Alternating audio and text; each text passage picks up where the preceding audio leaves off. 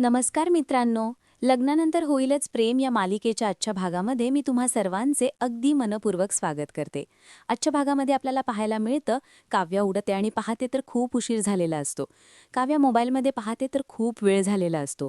काव्या म्हणते, बापरे, एवढा वेळ झाला आणि एवढा वेळ मी झोपलीये. नाही काव्या गं, उठ, जागी हो. आज पुन्हा एकदा नोट्स काढायचे आहेत. कालची मेहनत पूर्ण वाया गेली, पण काय करणार, आज पूर्ण दिवसभर बसून ते नोट्स पूर्ण करावेच लागतील. एका अर्थाने बरं आहे, माझं पुन्हा एकदा रिव्हिजन होणार. पण वेळ मात्र वाया जाणार. असं म्हणत काव्या विचार करत असते. त्याच वेळी तिचं लक्ष टेबलकडे जातं. आता टेबलवर ठेवलेले पेपर पाहून काव्या धावत असता पेपरकडे जाते आणि पाहते तर नोट्स पूर्ण असतात.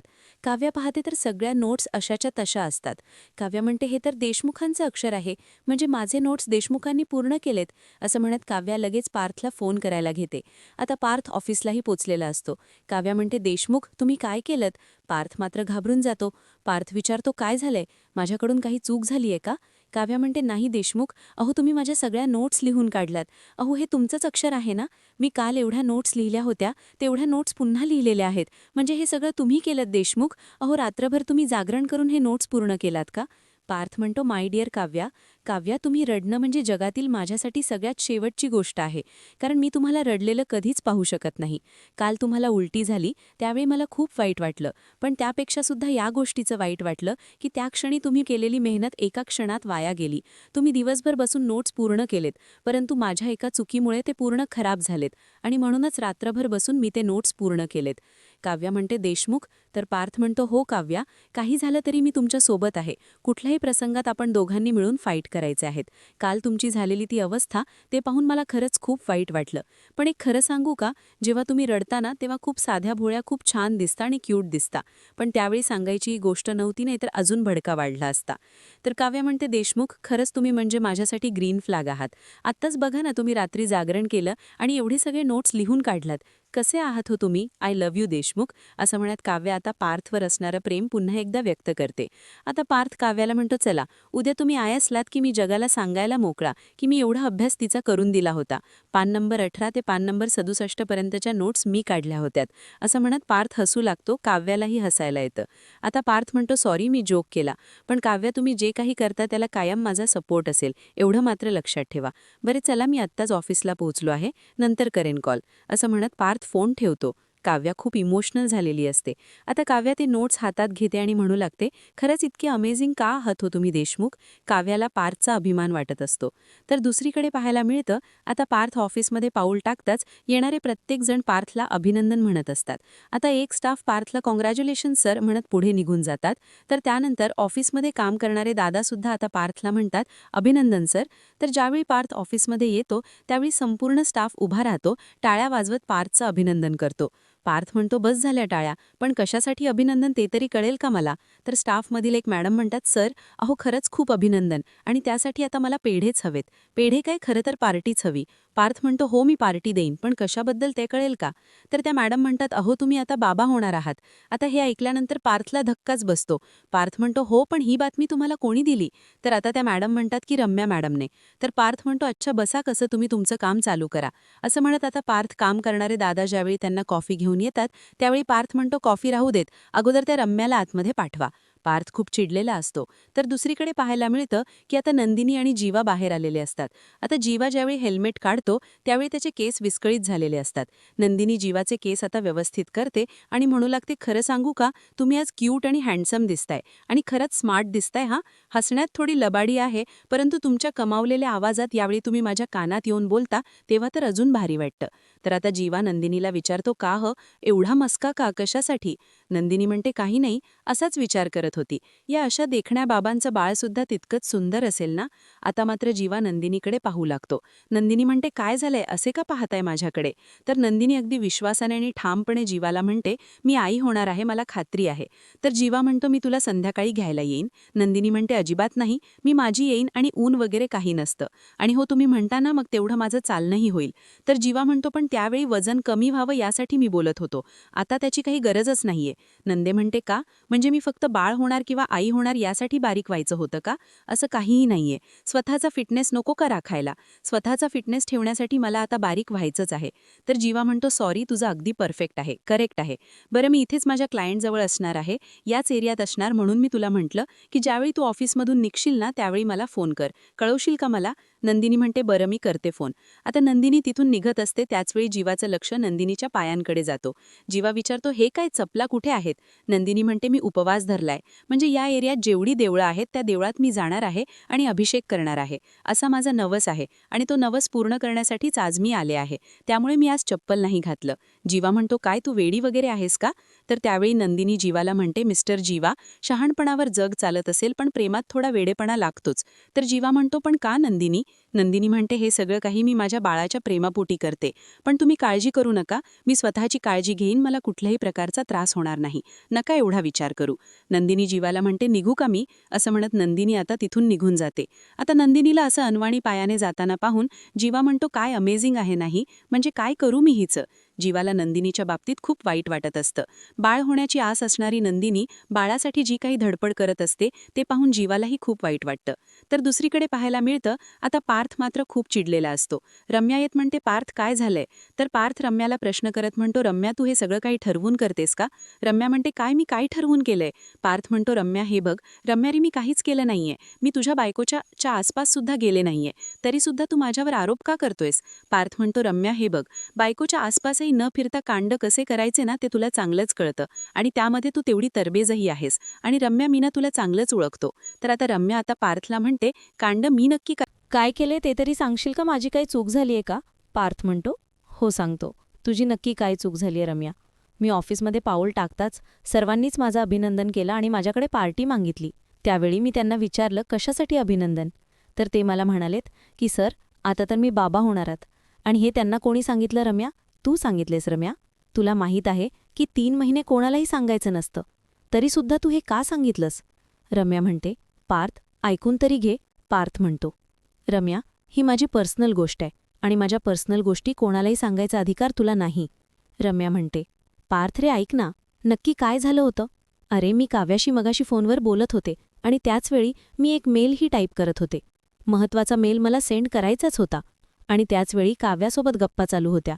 काव्याला मी एवढंच म्हणत होते की काव्या, तुझी काळजी घे, आणि त्यावेळी आमच्या गप्पा चालू होत्या आणि फोन स्पीकरवर होता आणि आमचं बोलणं आरतीने ऐकलं आणि त्यावेळी मी तिला सांगितलं, म्हणजे तिने मला विचारलं, आता तिने सगळं काही ऐकलंच आहे म्हटल्यावर मी तिला सांगितलं आणि मग तिने सगळ्यांना सांगितलं. पार्थ, हे सगळं काही मी मुद्दामून नाही केलं आहे, मी कुठलीही गोष्ट ठरवून केली नाही.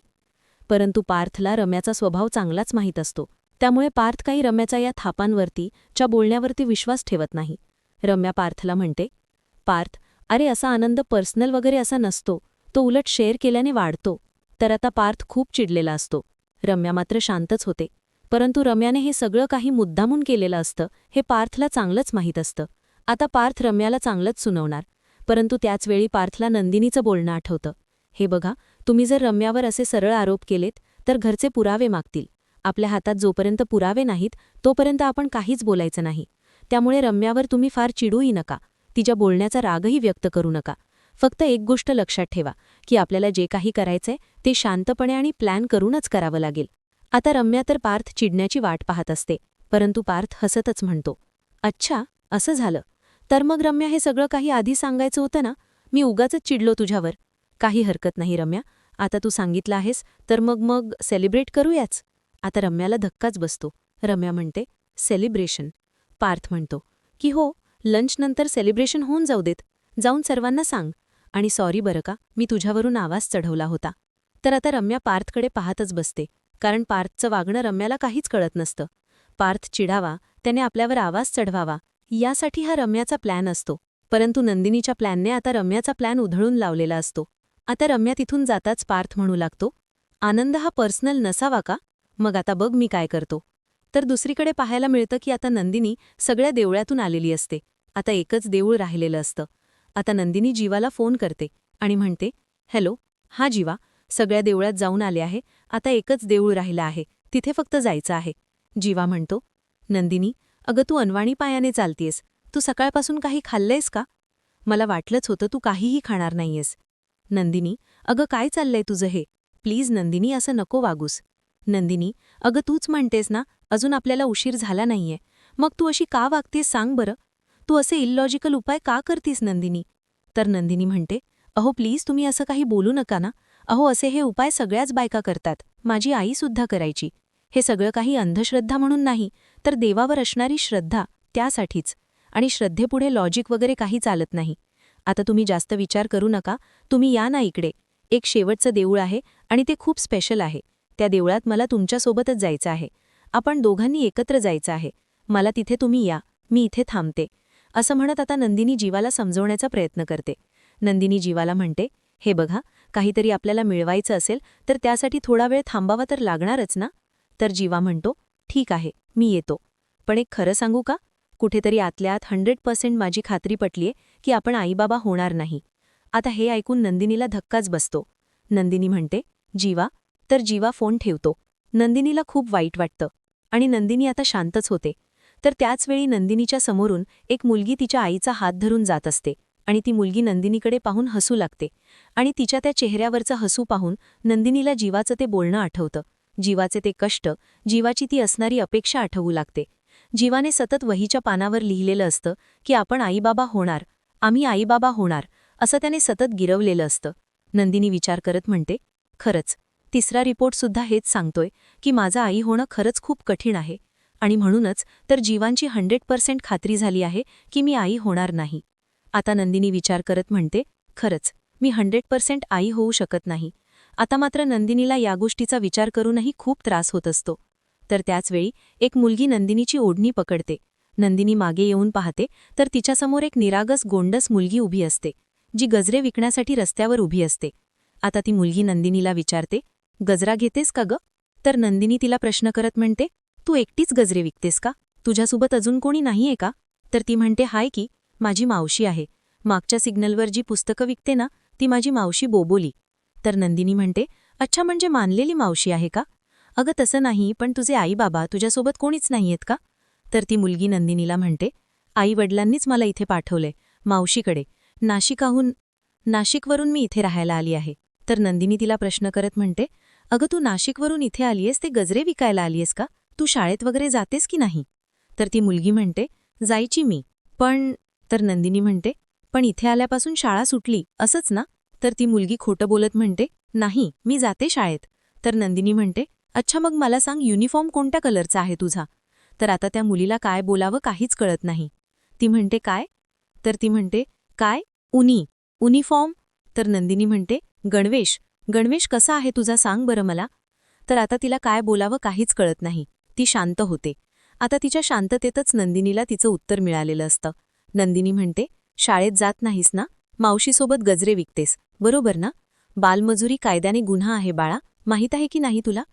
तर ती मुलगी म्हणते, पण मावशी ती तर म्हणते की घरी बसणं हाच मोठा गुन्हा आहे. आता मात्र नंदिनीला खूप वाईट वाटतं. तर आता ती मुलगी नंदिनीला म्हणते, बरं ते सगळं जाऊ द्या, पण तुम्ही गजरे घ्या की, किती छान गजरे आहेत, बघा ना, खूप छान सुंदर फुलं आहेत, किती छान वेण आहेत बघ ना, मोगरा, चमेली, तगर, जाई आणि माझ्या नावाचा सुद्धा गजरा आहे, म्हणजे जुई. असं म्हणत आता ती नंदिनीला खुश करते. नंदिनी म्हणते, अच्छा, म्हणजे जुई नाव आहे कर तुझं? तर ती म्हणते की हो, माझं नाव जुई आहे. नंदिनी म्हणते, खरंच छान नाव आहे, पण खरं सांगू का, माझा नवरा असताना तर त्यांनी 5 गजरे घेतले असते. तर ती मुलगी नंदिनीला म्हणते, 5? का त्यांच्या 5 बायका आहेत का? नंदिनी म्हणते, अगं काय काय बोलतेस, मी त्यांची एकच बायको आहे, परंतु त्यांनी 5 गजरे घेऊन येतात. आता ती मुलगी नंदिनीला म्हणते, अगं मग तू पण घे ना, दरवेळी ते तुझ्यासाठी घेतात, आज तू त्यांच्यासाठी घे, ते सुद्धा खुश होतील ना, घेशील ना ग ताई? असं म्हणत आता ती नंदिनीला खुश करते. खूप गयावाया करत असते आणि तिचा तो गोंडसपणा, तिचा तो निरागसपणा पाहून नंदिनी म्हणते की हो, हे घे पैसे, असं म्हणत नंदिनी आता 5 गजरे घेते. नंदिनीला त्या मुलीचा स्वभाव, तिचं ते वागणं, तिचा तो निरागसपणा खूप भावलेला असतो. आता ती मुलगी नंदिनीला म्हणते, आणि हा साबण घेते का साबण? नंदिनी म्हणते, अगं, तू गजऱ्यांसोबत साबणही विकतेस का? तर ती मुलगी म्हणते, हा साबण आहे ना, तो बेस्टच आहे, सगळे डाग धुवून काढणारं. नंदिनी म्हणते, अगं हे काय कॉम्बिनेशन आहे, म्हणजे गजरे आणि त्याच्यासोबत हा साबण, अगं हे दोन्ही तू एकत्र का विकतेस? तर ती मुलगी नंदिनीला म्हणते, कारण या दोघींमध्येही सुगंध आहे, म्हणजे प्रेम करणारी जोडपी ही गजरा घेतात आणि संसार करणारी जोडपी ही साबण घेतात. आणि कसं आहे, आपल्याकडे सगळं असायला पाहिजे. घे की गताई, अगं सगळे डाग जातील. तर नंदिनी विचारते, 100% खात्री आहे, सगळे डाग जातील ना? तर आता ती मुलगी निरागसपणे नंदिनीला म्हणते, 100% खात्री कशाचीच देता येत नाही. आपण फक्त प्रयत्न करत राहायचे. एक ना एक दिवस आपल्याला जे हवं ते मिळणारच. आता मात्र नंदिनीच्या मनात एक आशेचं किरण निर्माण होतं. तर ती मुलगी, आपण फक्त करत राहायचं, असं म्हणत आपल्या भाषेत एक वाक्य बोलते. नंदिनी विचारते, म्हणजे? तर ती मुलगी म्हणते, म्हणजे एक दिवस सगळ्यांचे डोळे नक्कीच उघडणार, सगळ्यांना जाग नक्कीच येणार. तर आता नंदिनी हिच्या या बोलण्यामुळे तिला एक नवीन प्रेरणा मिळालेली असते. आता तिचे ते बोबडे बोल ऐकून नंदिनी खूप खुश होते. निरागस त्या मुलीच्या गालावरून हात फिरवते, तिचं कौतुक करते. तर ती मुलगी आता नंदिनीला म्हणते, अगं ताई, मी तुझ्याशी बोलत काय बसलीये? थांब, मला गजरे विकायचे आहेत. असं म्हणत आता ती पुढच्या ताईंना आवाज देत म्हणते, अहो ताई, गजरे घेता का? असं म्हणत ती तिथून निघून जाते. आता ती तिथून निघून जाताच नंदिनी तिचं बोलण्याचा विचार करते आणि म्हणू लागते, ही बोलली त्याप्रमाणे कुठल्याच गोष्टीची 100% खात्री देता येत नाही. याचाच अर्थ मी आई होणार नाही हे सुद्धा 100% नाही सांगता येत. मला तर जीवांशी हे बोललंच पाहिजे, असं म्हणत नंदिनी खुश होते. तर दुसरीकडे देशमुखांच्या घरी आपल्याला पाहायला मिळतं, आता काव्या फोनवर तिच्या मैत्रिणीशी बोलत असते आणि म्हणते, हो रितू, अगं तू दिलेल्या नोट्समुळे माझा अभ्यास खरंच खूप छान झाला. आणि हो, तुझ्या नोट्समुळे माझी आजची एक्झामही खूप छान गेले. आता बघू रिझल्ट काय येतो. असं म्हणत काव्या आता रितूशी फोनवर बोलत असते. आणि त्याचवेळी खिडकीतून जोराचा वारा येतो आणि काव्याने टेबलवर ठेवलेले सगळे नोट्स उरत बाहेर जातात. काव्या म्हणते, रितू थांब, मी तुला नंतर फोन करते. असं म्हणत काव्या फोन ठेवते आणि ते सगळे नोट्स उचलत असते, सगळे पेपर उचलत असते. आणि त्यातच पार्थने काव्याचं जे चित्र टाटलेलं असतं त्या स्केचचा पेपरसुद्धा खाली पडलेला असतो. आता काव्या नोट्सचे पेपर उचलत असते आणि त्याचवेळी तिथे विजय आलेला असतो. आता विजय खाली पडलेलं ते स्केच पेज उचलतो आणि म्हणू लागतो, वाव, खरंच इंटरेस्टिंग. असं म्हणत तो काव्याला म्हणतो, हाय, कशा आहात? काव्या म्हणते, मी मस्त. परंतु अचानकच विजयची आता देशमुखांच्या घरी एंट्री झालेली असते. आता विजय ते स्केच पाहत काव्याला विचारतो, कुठल्या आर्टिस्टकडून काढून घेतलंय? तर काव्या म्हणते, आर्टिस्ट घरचाच आहे. तर आता विजय काव्याला विचारतो, कोण? तर आता काव्या म्हणू लागते, पार्थ देशमुख. त्याने स्वतः हे स्केच काढलं आहे. ते स्वतःच एक आर्टिस्ट आहेत. आता विजय काव्याला म्हणतो, पण हे इतकं रफली का ठेवलं गेलंय? तर आता काव्या म्हणते, सॉरी, म्हणजे कोपरा दुमडलाय, म्हणजे चुरगळला गेलाय कागद आणि त्यावर डागही पडलेत. म्हणजे मी सहजच विचारतोय, कारण एखादी गोष्ट जर आपल्याला आवडली तर आपण ती अगदी मनापासून जपून ठेवतो. कारण का असं असतं ना, एखादी गोष्ट आपण ज्यावेळी प्राणपणाने जपतो त्याचा अर्थ ती गोष्ट आपल्याला आवडलेली असते. परंतु तुम्हाला हे चित्र आवडलं नाहीये का? आता मात्र काव्याला धक्काच बसतो. तर विजय काव्याला म्हणतो, कारण या चित्राच्या बाबतीत तुम्हाला तितका आवड असं वाटत नाहीये मला. काही प्रॉब्लेम झालाय का? आता काव्याला काय बोलावं काहीच कळत नाही. आता विजयला फोन येतो. तर विजय म्हणतो, कुठे म्हणजे काय? तुमच्यात घरी आहे. काय म्हणजे? मी रम्याला भेटायला आलो होतो. असं म्हणत आता विजय ते स्केच काव्याच्या हातात देऊन तिथून निघून जातो. तर आता काव्या मनाशीच म्हणते, बाळाचं काय करायचं काहीच कळत नाहीये. घरच्यांना काहीच माहीत नाहीये. पण हे विजयकडून कळायला नको. त्या दिवशीसुद्धा त्यांनी आम्हाला पार्किंगमध्ये पकडलं होतं आणि त्यावेळीसुद्धा आमच्या चेहऱ्यावरचं टेन्शन त्यांनी पाहिलं. त्याचवेळी त्यांनी आम्हाला त्या टेन्शनमध्ये ओळखलं होतं की नक्कीच काहीतरी वेगळं घडत आहे. आणि आत्ताही पण माझ्या मनाची घालमेल त्यांनी आज चटकन ओळखली, पटकन पकडली गेली मी. पण आता मला काहीतरी निर्णय घ्यावाच लागेल. माझ्या मनाचा गोंधळ मला माहीत आहे, परंतु हा गोंधळ विजयला कळाला तर? हे सगळं सत्य घरच्यांना यांच्याकडून कळायला अजिबातच नकोय. काव्या स्वतःच्या मनाला म्हणते, काव्या, लवकरात लवकर तुला निर्णय घ्यावा लागणार आहे. तर दुसरीकडे नंदिनी त्या मुलीच्या बोलण्याचा विचार करत असते आणि त्याचवेळी त्या ठिकाणी जीवा आलेला असतो. जीवा येताच नंदिनीला म्हणतो, काय झालं? कुठे हरवलीयस? कोणाला पाहतीयस? आता नंदिनीच्या हातात असणारे गजरे पाहून जीवा म्हणतो, हे काय, आज स्वतःच गजरे विकत घेतलीस? नंदिनी म्हणते, तेच तर, एक निरागस गोंडस मुलगी माझ्या समोर येऊन उभी राहिली. खरं तर गजरे विकणारी कमाल मुलगी मला भेटली होती. खरं तर तुमची आणि तिची मला भेट घालून द्यायची होती, पण आत्ताच ती निघून गेली. तर जीवा म्हणतो, बरं ठीक आहे, तू बस पटकन. अगं दिवसभर तू अनवाणी चालतेस, पाय दुखत असतील, बस बरं. नंदिनी म्हणते, जीवा काय झालंय? जीवा म्हणतो, काही नाही, बस ना तू, निघूया आपण. आता जीवा खूप अस्वस्थ असतो हे नंदिनीने ओळखलेलं असतं. आता नंदिनी जीवाला म्हणते, काय झालंय नक्की? तुमचा मूड का ऑफ आहे? काहीतरी घडलंय. आता नंदिनी जीवाची मस्करी करत असते. तर जीवा म्हणतो, मी खरंच अजिबात मस्करीच्या मूडमध्ये नाही आहे नंदिनी. तर नंदिनी म्हणते, माहीत आहे मला. तुम्ही उदास आहात, दुःखी आहात आणि म्हणूनच तर मी तुमची फिरकी घेतीये. कारण एका लव्हगुरूनेच मला सांगितलं आहे की दुःख कितीही असलं तरी त्याला दूर लोटायला हसणाऱ्याच्या हातांची गरज लागते. बरोबर ना जीवा? बोला ना. तर जीवा म्हणतो, प्रेझेंटेशन होतं आज आणि मी माझ्या क्लायंटला अगदी समजावून सांगत होतो की त्यांची बेडरूम कुठे असणार, बाल्कनी कुठे असणार, किचन कुठे असणार, या सगळ्याच गोष्टी मी अगदी मनापासून समजावून सांगत होतो. परंतु अचानकच मला क्लायंटने प्रश्न केला, तुम्ही चिल्ड्रन्स रूम कुठे बघताय? त्यावेळी मात्र मला काय बोलावं काहीच कळलं नाही. म्हणजे पुढे मला प्रेझेंटेशन द्यायचा मूडच नव्हता. मी एकदम शांतच झालो नंदिनी. नंदिनी म्हणते, आणि मग तुमच्या त्या क्लायंटने तुमच्या मनातील गोष्ट अगदी बरोबर ओळखली, हो ना? तर जीवा म्हणतो, हो. ते म्हणालेत की आपण पुन्हा भेटूया. कारण प्रेझेंटेशन 100% पूर्ण झालेलं नाहीये. त्यामुळे आपण नंतर भेटू. आजचं हे प्रेझेंटेशन जीवा पॅटर्न वाटत नाहीये. नंदिनीला खूप वाईट वाटतं. तरीसुद्धा नंदिनी समजूत घालत म्हणते, इट्स ओके जीवा, नका एवढा विचार करू. तर जीवा म्हणतो, नाही नंदिनी, नॉट ओके. कारण जेव्हा जेव्हा माझ्या मनात बाळाचा विचार येतो ना, तेव्हा तेव्हा माझं मन त्या विचारांच्या मागून धावू लागतं. त्याच्या व्यतिरिक्त माझ्या डोक्यात कुठलाच विचार चालू होत नाही. सगळं डोकं अगदी त्या विचारांमध्येच हरवून गेलेलं असतं. आणि मग मात्र माझ्या लक्षात येतं की मी जिच्या मागून धावतोय ती कस्तुरी आहे. ती कधीच माझ्या हाताला लागणार नाहीये. पदरी फक्त निराशा आली आहे, हार आली आहे. आणि नंदिनी, मी हार मानली आहे. कारण माझ्या आयुष्यात बरं काही घडतच नाहीये. आता एक मुलगी तिच्या आईचा हात धरून जात असते. तर जीवा म्हणतो, हे असं आईबाबा होण्याचं स्वप्न आहे ना, ते फक्त स्वप्नच राहणार आहे. हे दिवस आपल्या आयुष्यात परत कधी येणारच नाहीयेत. मला तरी 100% खात्री आहे की आपण आईबाबा होणारच नाही. आता हे ऐकून पुन्हा एकदा नंदिनी निराश होते. तिला खूप वाईट वाटतं. नंदिनीला त्या मुलीचं बोलणं आठवतं की 100% खात्री कशाचीच देता येत नाही. आपण फक्त प्रयत्न करत राहायचे. तर येणाऱ्या पुढील भागामध्ये आपल्याला पाहायला मिळतं, पार्थच्या ऑफिसमध्ये एक मॅडम असतात. तर ते एक सर म्हणू लागतात, आता 7वा महिना लागला आहे. त्यामुळे आता तू 3 महिने आराम कर, 3 महिने सुट्टी घे. तर त्यावेळी काव्या त्यांना प्रश्न करत म्हणते, यांनी सुट्टीवर जावं असं तुम्हाला का वाटते मिस्टर?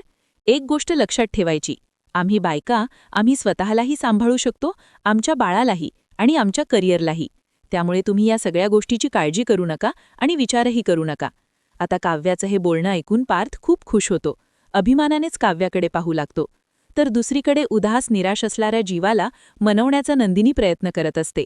नंदिनी जीवाला म्हणते, काहीतरी मिराकल नक्कीच घडेल, काहीतरी चमत्कार नक्कीच घडेल, आपण आईबाबा होणार. तर जीवा म्हणतो, तुला 100% खात्री आहे?